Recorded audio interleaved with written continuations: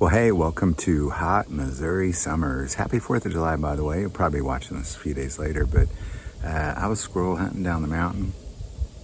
Filmed a video on Matthew with David, and then got back up and my wife's asleep in the cabin and it's locked. I don't have keys. I don't want to wake her up, so just give me a heads up on the deck here. I'm going to go make my way to a place I saw some squirrels. I'm going to try to hunt there. And then we're going to talk about Solomon. So just hang with us. This is going to be great. I'm just going to kind of be silent to get there. So I'm not going to talk on the way. And I'm just going to kind of continue some squirrel calls and see if I can't draw something in. I am continuing to use the Typhoon 12. Love this gun. Using some 5-shot. Look for some 6-shot. Couldn't find any, but I'm using some 5-shot. But I'll see in the woods. And whenever I kind of get done, I'm going to sit kind of like I'm deer hunting and just silent for a bit, use some calls a bit. And whenever I kind of feel like I've exhausted everything in that spot, we'll go through Solomon. So we'll just see how this goes. I always seem to draw out some kind of animal at some point. So it's always kind of interesting if we don't get a squirrel. But I did see a squirrel here before. Just couldn't get a shot off at him. So we're just going to sneak in quietly. See what I can find out now that I got a shotgun. I had a 22 before, so I can go a little quicker with the shotgun. So we'll see how it goes.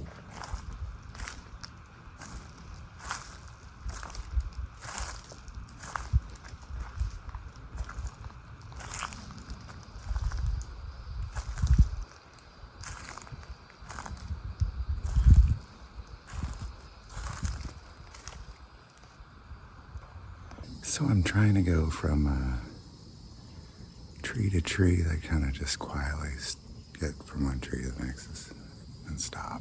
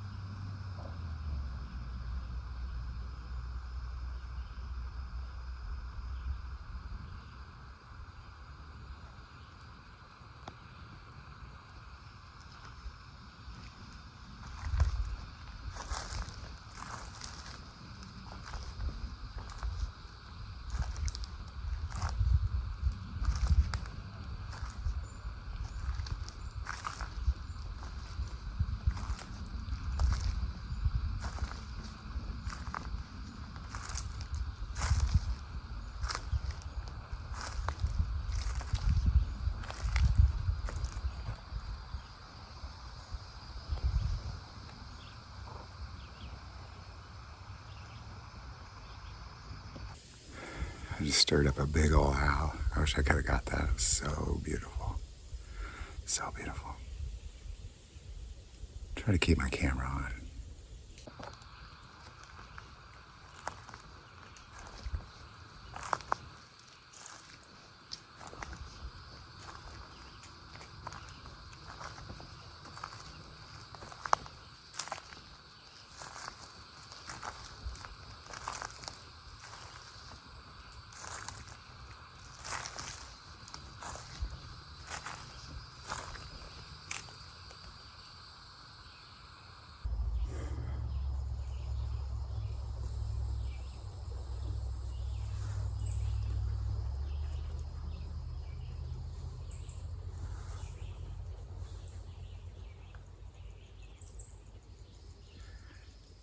It's gonna stay.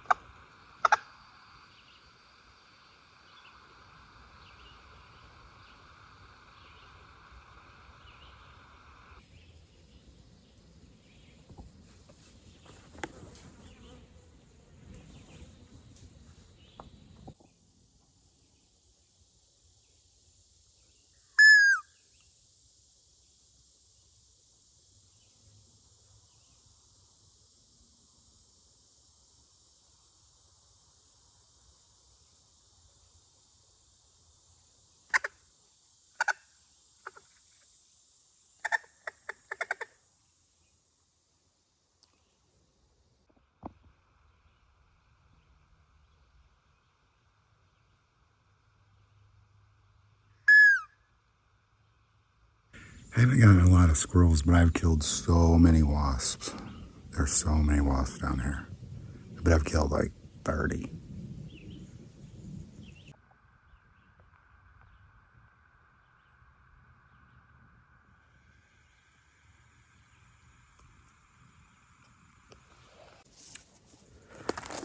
All right, I'm going to go ahead and get going in Matthew. I have this theory that God's Word brings out His creation. Because every time I start reading, I actually get more nature that comes out than when I use that squirrel call. What do you guys think of that squirrel call? I got it from Bass Pro. You got a tick on me, man. But we're at that part in Matthew where it's the genealogy, and it's incredibly important. And we've gotten to David, and the reason Isaiah said that Jesus comes from the stem of Jesse is because it is Jesse begot David that begins that kingship, and now we're at Solomon, and a lot of thoughts on what to talk about with Solomon. So, but we're just going to pick it up there, Matthew 1, starting verse 1. The book of the genealogy of Jesus Christ, the son of David, the son of Abraham. Abraham begot Isaac, Isaac begot Jacob, and Jacob begot Judah and his brothers. Judah begot Perez, and that's about where they go to Egypt. And Zerah by Tamar. Perez begot Hezron, and Hezron begot Ram. And now they're in captivity, they're enslaved. Ram begot Amminadab. Amminadab begot Nahshon. Now, both Amminadab and Nahshon, his son, were with Moses leaving Egypt. And Nahshon was, of course, a military leader of 78,000 of Judah's soldiers. Nahshon begot Salmon. And Salmon would have been born in the wilderness, so he would have been able to go into the promised land. And he would have been a soldier, of course. And he begot Boaz by Rahab, the harlot, from Jericho.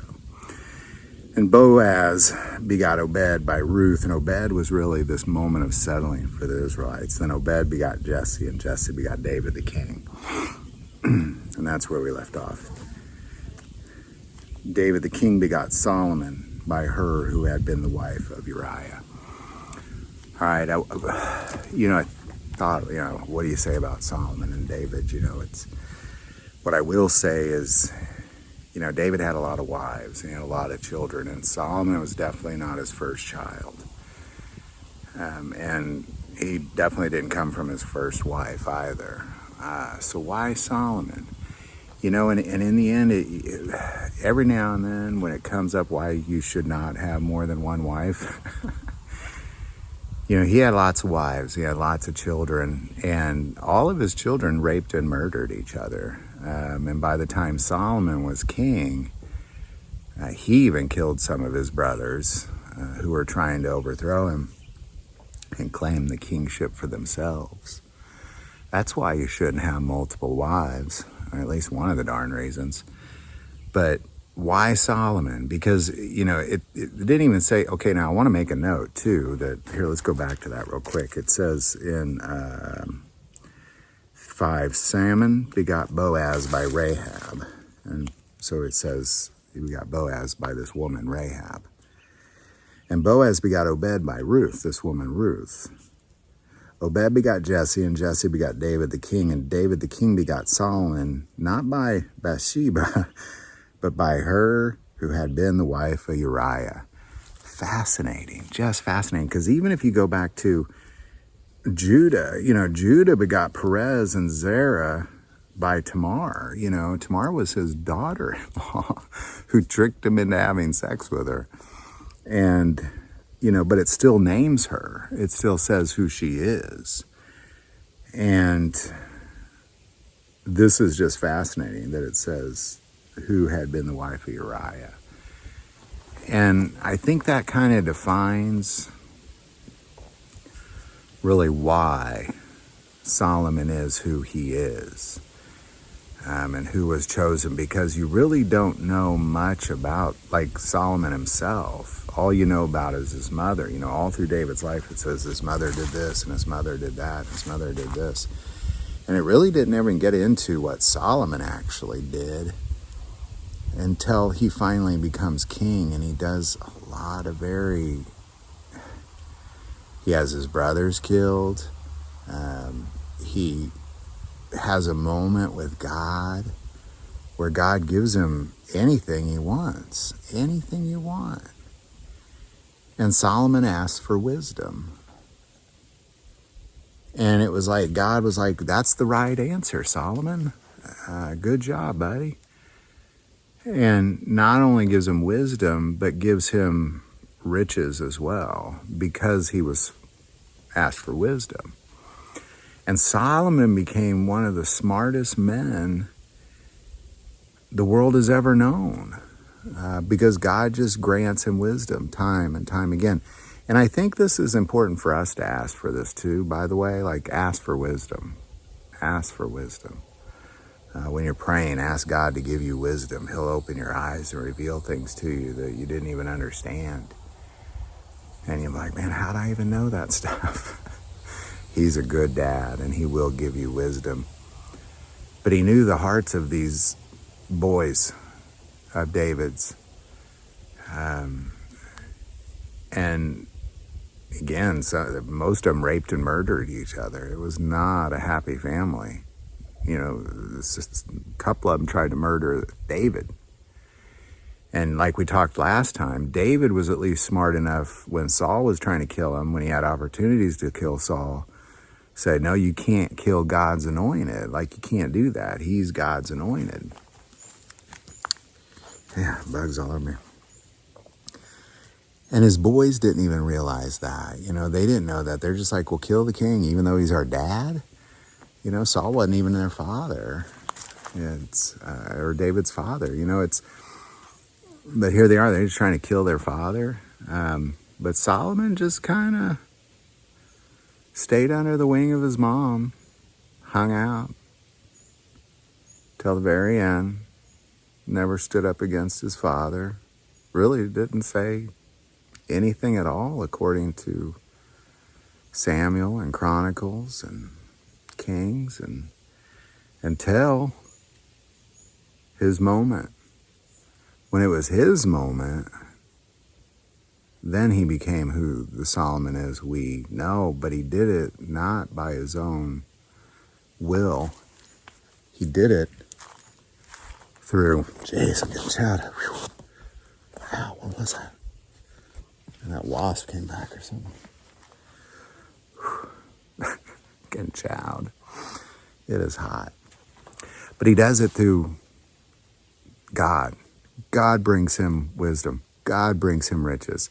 And by the way, Israel, you know, if you look at, you know, like David fought his whole life, the Philistines and Obed and everybody like war. They were always at war. There was never peace for Israel, ever. Until Solomon. And it's like the golden age of Israel. There's just peace and prosperity only the whole time Solomon's king. Because of the wisdom that God granted him. You know, kingdoms from all over the world just came to him seeking his wisdom. And they found great honor and peace in all that. And there was never a declaration of war ever. It was just a declaration of, give this guy a bunch of gold. He's so smart. Just really kind of a beautiful thing. You know, and we'll kind of talk about his children and his many, many wives. But, you know, Solomon was smart and he loved God. He kind of fell apart at the end, and we'll talk about why in the next episode. But he did love God, and he honored him, and he understood who he was. And he understood the fear of the Lord. He understood that, because the beginning of knowledge is the fear of the Lord. You know, how else can you fear God if you don't, or have any knowledge, really, if you don't fear God? You know, they're just stupid worldly knowledge. You know, and that's why, you know, all his other brothers, they're just raping and murdering people, trying to grab a hold of power.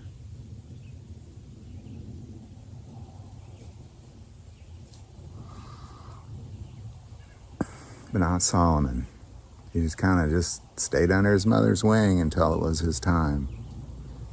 And God delivered him straight to the top, man. Beautiful. Beautiful. Well, I'm going to go see if I can wake my wife up, I think. I can see there's a squirrel nest right there. I'll get a close-up of it here, but I know they're around here. I don't know about that squirrel call, man. Sure is a beautiful spot, though. Any insights you might have on squirrel calls, if you know of a good one, definitely put it below. I'd be very curious. I shared in the last video, I don't, like I'm kind of, God said go hunt and fish while you're going through Matthew, so I'm just kind of putting myself out there. And most of the time you don't get anything, is how it feels so far. But I'm learning, I'm definitely trying to learn and figure it out as I go. I love being out here. I love the opportunity